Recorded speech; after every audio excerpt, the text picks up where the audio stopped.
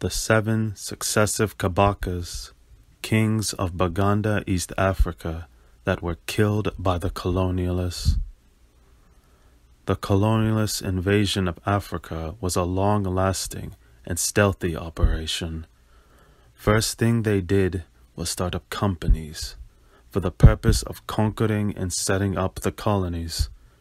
In East Africa, the British called their company the Imperial British East Africa Company.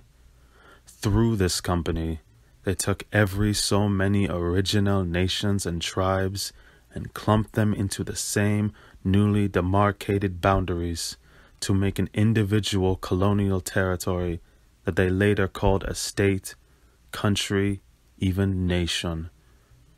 They called this process breaking eggs to make an omelet. They used adulterated and watered down religions to destroy the culture, traditions, and norms of the original nations. In order to impose their rule, they embarked on the task of weakening, in some cases removing the traditional leadership to replace it with their own republics and democracies. They met a lot of resistance in some parts of the continent.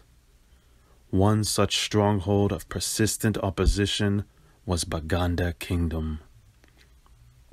The kings of Buganda refused to hand over their land, expelled spies and suspicious traders and explorers, banned slave trade, and closed trade routes in Buganda and dependent territories, rejected the new religions, mobilized people to study the enemy, helped other nations to organize their defense, declared war and fought the invader, among other things. The colonialists and their agents killed one king after another, a total of 7 successive kings. After many twists and turns, in 1962, Uganda, the colonial state, was announced into existence. Through provisional agreements and threats, Buganda Kingdom managed to negotiate a semi-autonomous status and federal relationship with Uganda. But on 24th May 1966, with the false allegations of hidden military arms in the palace, the colonialists used especially the Uganda government led by Milton Obote and the armed forces led by Idi Amin Dada to attack the Buganda King's main palace on Mengo Hill. The royal guard engaged the attackers, and heavy fighting ensued. Many were killed all over the kingdom. The palace was searched and burned down. No arms found. The king was forced into exile in England, where he too was killed.